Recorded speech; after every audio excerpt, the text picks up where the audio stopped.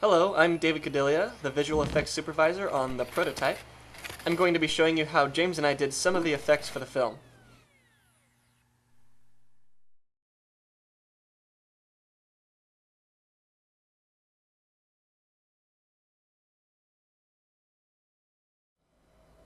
This shot was never intended to be a visual effect. It was originally just to show that Holly was standing on the tracks. The plan was to just cut back and forth between the train approaching, Holly on the tracks, the train approaching, and so on until the audience gets the picture. We run the shot through some software that tracks the motion and analyzes it to create a 3D scene in our animation software, complete with a virtual camera that mimics what the camera was doing on set. We wanted to make sure that this shot was even possible before we spent too much time on it, so we made this quick test. Notice the train isn't perfectly matched with the footage. I had to adjust this later by hand.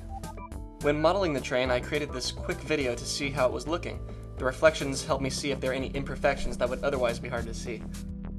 The final 3D train was very detailed. You can see the front coupling has chain links, springs, cables, wheels, brake pads, windshield wipers, and rearview mirrors. The whole thing took a few weeks to build since I was learning a new modeling method.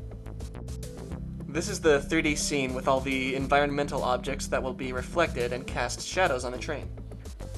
This was a test to see if the train looks like it's on the tracks.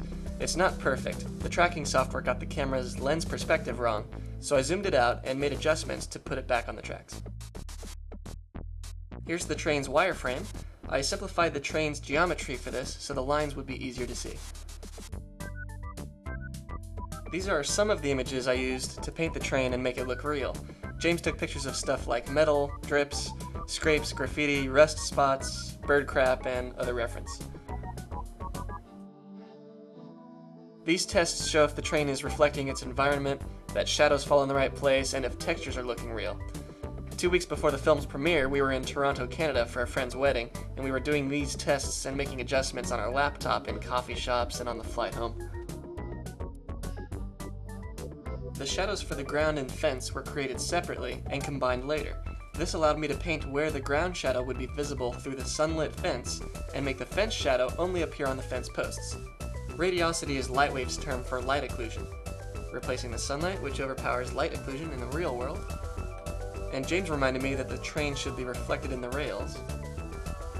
The train goes back on top, adding some camera lens artifacts from the headlights. And my favorite, the sunlight bounces off the train and illuminates the station platform.